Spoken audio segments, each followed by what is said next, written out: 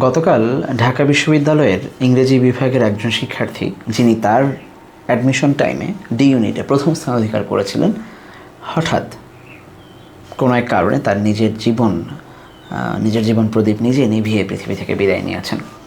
এই দুর্ঘটনা তার বাবা মা, তার পরিবারের জন্য যেমন হৃদয় বিদারক, মেনে নেওয়া কষ্টের, পাশাপাশি তার বন্ধুবান্ধব কিংবা আত্মীয় স্বজন, কাছের মানুষ এবং আমরা যারা শিক্ষার্থীদের নিয়ে কাজ করি, শিক্ষা নিয়ে কাজ করি বাংলাদেশে, তাদের জন্যও প্রচণ্ড দুঃখজনক।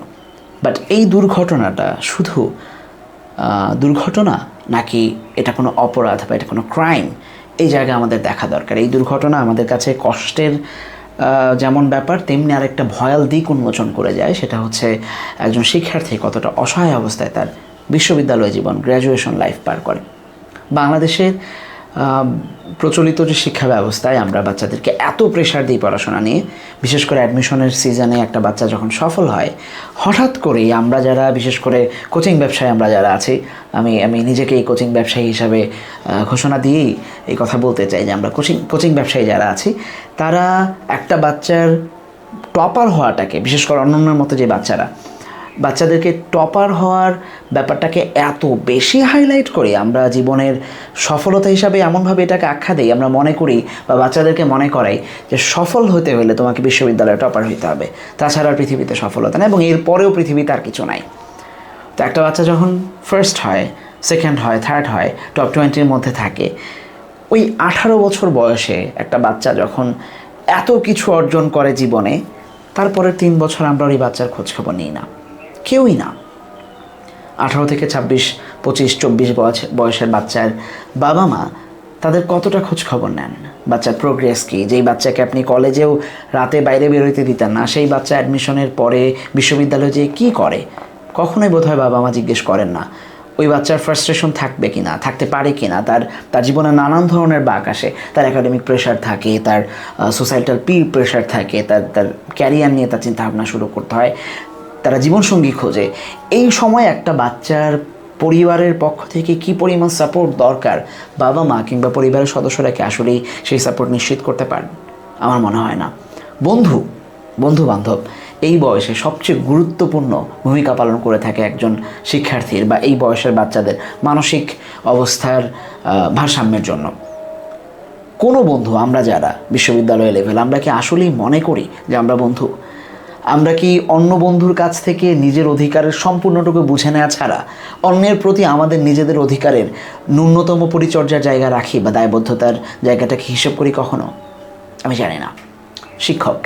আমি নিজে শিক্ষকতা পেশায় জড়িত, কিন্তু সমাজের চোখে যেহেতু আমি কোচিং ব্যবসায়ী, আমি আগে আমার বদনাম করে তারপর বিশ্ববিদ্যালয় মহামান্য শিক্ষকদেরকে একটু প্রশ্ন করব। আমরা যারা কোচিং ব্যবসায়ী বা সোকল্ড কোচিংয়ের সাথে, এডটেকের সাথে জড়িত আছি, স্মার্টলি বললে এডটেকের সাথে আমরা যারা জড়িত, আমরা কি কখনো বিশ্ববিদ্যালয়ে যাওয়ার পর ওই শিক্ষার্থীরা কখনো খোঁজখবর নেই?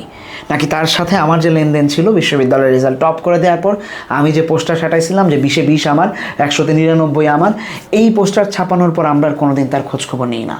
আমরা একটা বাচ্চাকে আর ভাবতেই চাই না যে আমার প্রোডাক্টের বাইরে বা আমার ক্লায়েন্টের বাইরে যতটুকু তার সাথে আমার প্রোডাক্ট বিক্রির সম্পর্ক ছিল, অর্থাৎ কোর্স বিক্রির যে সম্পর্ক ছিল, এরপরে আমরা ওই বাচ্চাটার খোঁজখবর নিই না। অপার সম্ভাবনাময়ী সেই বাচ্চা, সফল যেই বাচ্চা ফার্স্ট ইয়ারে, সেকেন্ড ইয়ারে আর তার খোঁজখবর নিই না আমরা, সে কী করে, থার্ড ইয়ারে সে কী করে। গুটি কয়েক শিক্ষার্থী ছাড়া লেনদেন তার সাথে যখন তৈরি হয়, সে যখন আমার কোচিংয়ে ক্লাস নেয়, তার বাইরে আমি আর আমার শিক্ষার্থীদের খোঁজখবর নেওয়ার চেষ্টা করি না। ওকে, সেটা আমার কাঁধে আর আসে না। যাদের আসে, যারা বিশ্ববিদ্যালয়ের সম্মানিত শিক্ষক, বাংলাদেশে কয়জন শিক্ষক বুকে হাত দিয়ে বলতে পারবেন যে তার শিক্ষকতার জীবনে প্রতি বছর, প্রতি সেশনের অন্তত একটা বাচ্চার জীবন বদলে দিতে পেরেছেন তারা? আমি জানি না।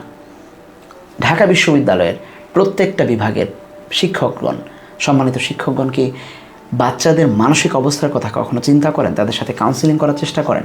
শিক্ষক উপদেষ্টা, ছাত্র উপদেষ্টা নামে একটা পদ আছে বিশ্ববিদ্যালয়ের প্রত্যেকটা ডিপার্টমেন্টেই, কিন্তু আসলেই কি ছাত্র উপদেষ্টার কাছে শিক্ষার্থীরা তাদের সমস্যার কথা বলার পরিবেশ পায়? একজন শিক্ষক কখনো কি ছাত্রকে ডেকে নিয়ে জিজ্ঞেস করেন যে বাবা, তুমি তো বিশ্ববিদ্যালয়ে ভালো রেজাল্ট করে আসছিলা, কেন তোমার সিজিপিএ পড়ে যাচ্ছে, কেন তুমি ক্লাসে আসো না? অ্যাটেন্ডেন্সের মার্কের ক্ষমতা দেখানোর আগে একজন শিক্ষক কি কখনো প্রশ্ন করেন শিক্ষার্থীকে, কেন শিক্ষার্থী আসেন না? তার স্লাইড, তার লেকচার কেন একজন শিক্ষার্থীর ভালো লাগে না, এই জাজমেন্টে কি শিক্ষক কখনো তাকে দাঁড় করিয়েছেন? ওভারঅলে শিক্ষার্থীর জাস্ট অ্যাটেন্ডেন্স দিয়ে, পরীক্ষার খাতা দিয়ে, মার্কস দিয়ে পার করে দেওয়ার বাইরে, 4 বছরের গ্র্যাজুয়েট বানিয়ে দেওয়ার বাইরে ওই শিক্ষার্থীর জীবনের কোনো প্রভাব, সম্ভাবনা, সমস্যা এগুলো নিয়ে কি শিক্ষকরা কথা বলেন? বলেন না। দিন শেষে অন্যান্যরা যখন এই ধরনের দুর্ঘটনার সিদ্ধান্ত নেয় তখন সেটা আমরা শুধু দুর্ঘটনা নামে পার করে দেই।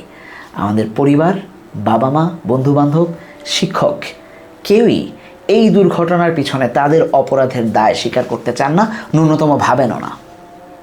এই জন্যই অন্যান্যরা চলে যায় পৃথিবী থেকে। আমরা আমাদের বাচ্চাদেরকে তাদের নিজের জীবনের প্রদীপ নিভিয়ে দেওয়ার জন্য বাধ্য করি। আমরা এটাকে অপরাধ বলি না, আমরা এটাকে দুর্ঘটনা বলে চালিয়ে দিই। আমার শিক্ষার্থীদেরকে আমি বলতে চাই যে দেখো বাবা, জীবন অনেক বড়। 18 থেকে 24-এ তুমি জীবনের যতটুকু দেখো তার চেয়ে অনেক লম্বা সময় 24 থেকে 32, 33, 35, সম্ভবত তার চেয়ে লম্বা সময় 35 থেকে বাকিটুকু। আমি জানি না, আমি তোমার জীবনের ওই অংশটুকু পার করে আসছি বলে আমি জানি যে এই অংশে নিজের চরিত্রকে ঠিক রাখা, নিজের ক্যারিয়ার সম্পর্কে সচেতন থাকা, নিজের যোগ্যতা সম্পর্কে জানা এবং নিজের ক্রিয়েটিভিটির সবটুকু উজাড় করে প্রোডাক্টিভ থাকা খুব জরুরি। এর বাইরে পৃথিবীর তুমি কোনো কিছুকে মূল্যায়ন করো না। কেউ তোমাকে সফল বলুক কিংবা কেউ তোমাকে ব্যর্থ বলুক, তোমার মূল্যায়ন তোমার নিজের কাজ, নিজের যোগ্যতা। আর তার বাইরে আমরা আশা করি যে আমাদের বাবা মা, আমাদের বন্ধুরা, আমাদের শিক্ষকগণ প্রত্যেকটা শিক্ষার্থীর পাশে, তার ফ্যামিলির সন্তানের পাশে, বন্ধুদের পাশে সহমর্মিতার হাত নিয়ে দাঁড়াবে, তাদের কাঁধে হাত রেখে তাদের সমস্যার কথা জানতে চাইবে। আমরা আমাদের পাশের মানুষটার কাছে তার সমস্যা কিংবা তার প্রতিবন্ধকতা কিংবা তার মনের না বলা কথা বলার জায়গাটা যেন তৈরি করতে পারি। আমাদের অনন্যরা যেন এভাবে আর বিদায় না নেয়।